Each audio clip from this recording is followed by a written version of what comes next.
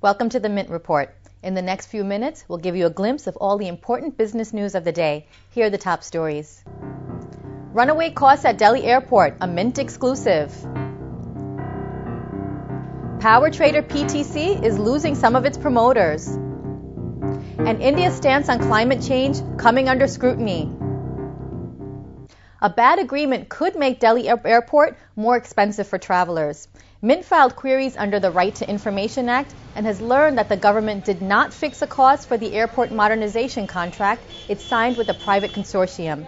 Costs of the project have already gone up by 3,000 crore rupees, and the current tariff structure means these costs could be passed on to passengers.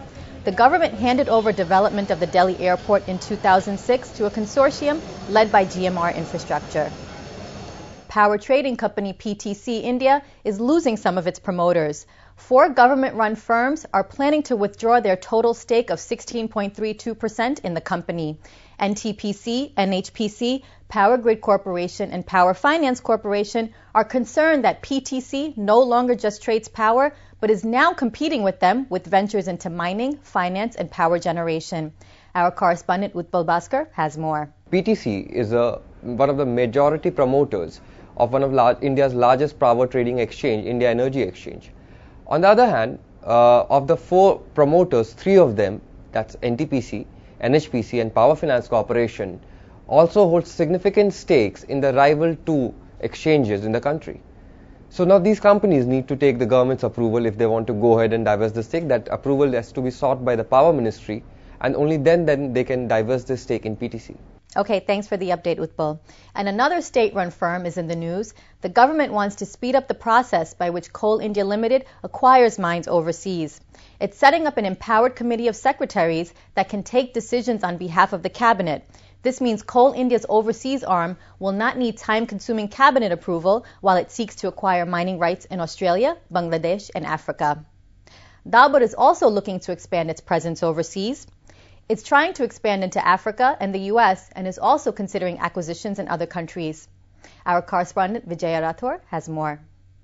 As a part of its plan to expand its international presence, Dabur India Limited is looking to enter the US market as well as strengthen its position in Africa. In case of US, the company is in the process of identifying products and brands which will be suitable for a mature and developed market like US. While in case of Africa, the company has a fair presence in the northern region. It already has 2 manufacturing units, but another one is in the process of, it's likely to be operational anytime soon, and it's coming up in Egypt.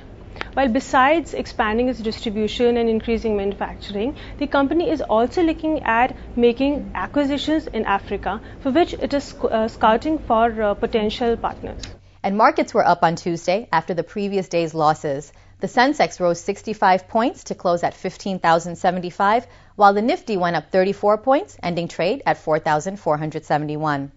In other news, India's stance on climate change is coming under scrutiny.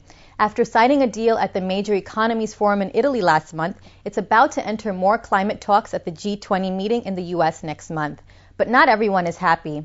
Experts fear that these climate change negotiations could sideline legally binding forums at the United Nations that are more sympathetic to developing countries.